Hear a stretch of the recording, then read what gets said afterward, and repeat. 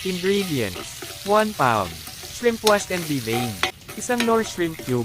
2 cups cube kalabasa squash. 15 pieces snake beans cut into 2-inch pieces. 4 cups coconut milk. 2 cups coconut cream.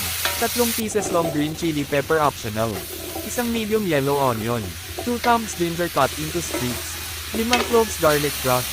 2 tablespoons fish sauce. 1/4 teaspoon ground black pepper. Instructions: combine coconut milk, garlic, onion, and ginger in a cooking pot. Apply heat, let boil. Add Knorr shrimp cube. Stir. Cover and cook in medium heat for 15 minutes. Add kalabasa and long green pepper. Cook for 5 minutes. Add shrimp. Pour coconut cream into the pot. Stir and let it boil. Add snake beans, sitaw. Stir. Continue to cook for 5 minutes. Pour fish sauce into the pot and season with ground black pepper. Stir. Cook for 1 to 2 minutes.